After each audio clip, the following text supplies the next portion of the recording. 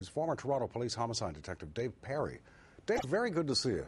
Good morning. Want to note to viewers that you now head a private investigations company, Investigative Solutions Network. You've studied, Dave, these tapes of Williams' interview with police.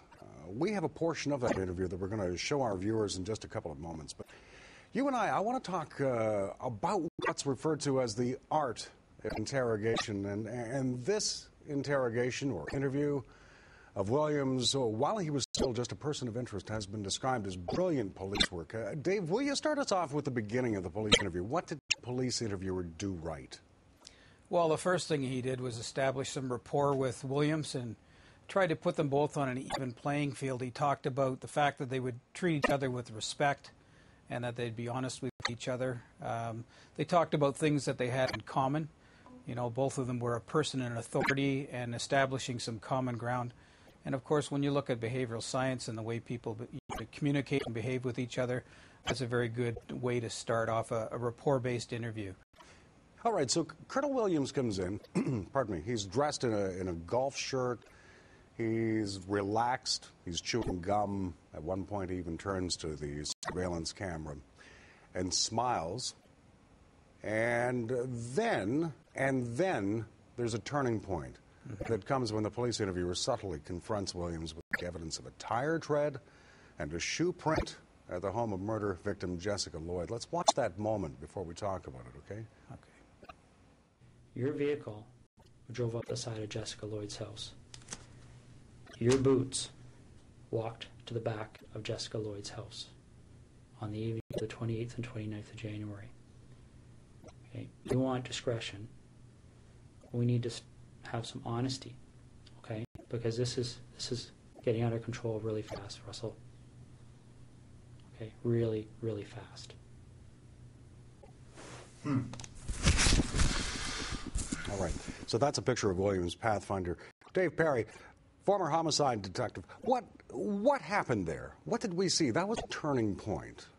Well, Williams came in to get something off his chest, and what he needed to get off his chest was lies and denials. So the interrogator allowed him to do that. As a matter of fact, he allowed him to do that for several hours. And then the reverse of the roles came when he presented the evidence. And I thought it was very timely. Williams had lied and denied long enough, and now it was time for the interrogator to present some true facts and some hard evidence that would show Williams that this is no longer about who did it. We know who did it. He's sitting right here, and we have evidence to prove that. So that was a real turning point in this entire interrogation. You noted something about body language. Absolutely. And, of course, you look at a lot of things when we're doing interviews, including body language. I found that Russell Williams presented himself as somebody who was somewhat defeated or at least off his game from the very beginning of the interview. But as the interview progressed along over several hours, I saw that he started to go into a bit of a defeated posture. He was leaning over, his shoulders were hunched, his head was down.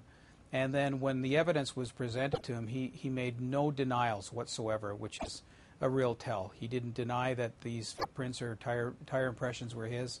He just simply sat there silently and sometimes nodding in agreement with the interrogator when he would be talking about different theories and the fact that we both know that you were there, that you were present at Jessica's home.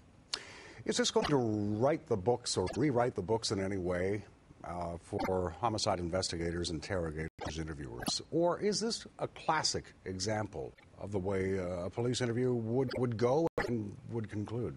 It's a classic example of modern-day techniques that we use, and this is a technique that I teach police officers across Canada. It doesn't mean that we all use it. I think it's something that we can look at, and no doubt this particular interview will be used for future training of police officers, and I think this is the way we have to go in Canada. We use a very sort of non-oppressive, non-aggressive tactic and a style for getting people to confess. It bodes well in court. It certainly stays well within the confines of the Charter of Rights, and there's no use getting a statement if it's not going to be admissible in court because we've infringed somebody's rights. And this was a very skillful interview where the interrogators stayed well within those parameters.